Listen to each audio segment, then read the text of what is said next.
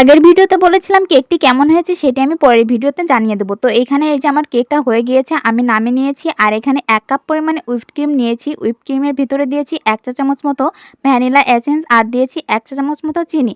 এবার এটা hand bitter দিয়ে ভালোভাবে বিট করে নিচ্ছি।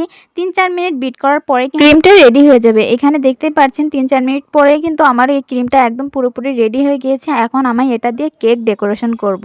যদিও আমি কেকটি খুব সিম্পলভাবে ডেকোরেশন করব, তা দেখতে থাকুন যে আমি কেকটি আসলে কিভাবে ডেকোরেশন করি। এই যে আমার কেকটি হয়ে গিয়েছে, এটা আমি ঠান্ডা করার জন্য রেখে দিয়েছিলাম। ঠান্ডা হয়ে গেলে এখন আমি আনমোল্ড করব। এই যে আমার কেকটি দেখতেই পাচ্ছেন, এটা আমি আনমোল্ড করছি। কেকটি আনমোল্ড করার পরে দেখতে পেলাম কেকটি হালকা একটু পুড়ে গিয়েছে, যদিও এটা কোনো সমস্যা না। আমি 40 মিনিটের জায়গায় 45 মিনিট এটা কুক হতে দিয়েছিলাম। ওভার কুকের জন্য কেকের তল সাইডটা একটু পুড়ে গিয়েছিল, যদিও এটা সমস্যা না। উপরের সাইডটা আমি হালকা কেটে দিব, তাহলে এটা একদম 40 মিনিট রাখলেই হয়তো কেকটা একদম পারফেক্টভাবে কুক হয়ে যেত। যাই হোক, কেকটা যেমন হয়েছে খারাপ হয়নি, এর টেস্টটা অনেক ভালো হয়েছিল। তো এখানে আমি এবার এটা ডেকোরেশন করব।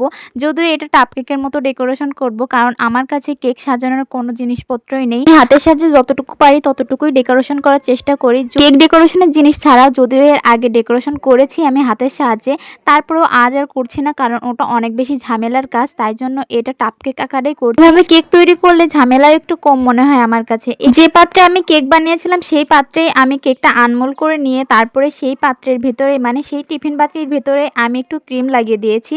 তারপরে কেকটা দিয়ে দিয়েছি, আবার তারপরে দিয়েছি সুগার সিরাপ। সুগার সিরাপটা বানিয়েছিলাম চিনি আর পানি দিয়ে। চিনিটা গলে গেলেই কিন্তু এই সুগার সিরাপটা হয়ে গিয়েছিল।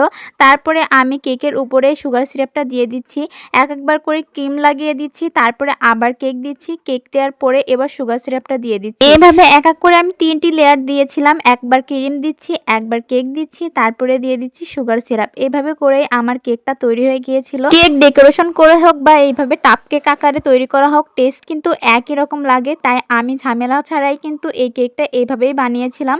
এতে ঝামেলাও কম হয় আর খুব সহজেই এটা তৈরি করা যায়। হুটহাট করে যখনই আমার কেক খেতে মন চায় তখন কিন্তু আমি এইভাবে তৈরি করে ফেলি, তাও আবার কোনো প্রকার ঝামেলা ছাড়া। এখানে কিন্তু লাস্ট লেয়ার দিয়ে ফেললাম আমি কেক, আর লাস্ট লেয়ারের কেকটা একটু ভেঙে চুরে গিয়েছিল।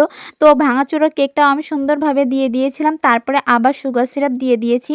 সুগার সিরাপ দেওয়ার পরে এখানে আবার ক্রিমটা দিয়ে দিয়েছি। এবার এটাই কিন্তু দিলে আমার টাপ কেক একদম রেডি হয়ে যাবে। ক্রিমটা দেওয়া হয়ে গেলে এবার এটা আমি ফ্রিজে রেখে দেবো 1-2 ঘন্টা। তো তোমরাও যদি আমার মতো এমন হুটহাট করে কেক খেতে পছন্দ করে, তাহলে কিন্তু আমার এই ওয়েতে কেকটা বানিয়ে খেয়ে দেখতে পারো।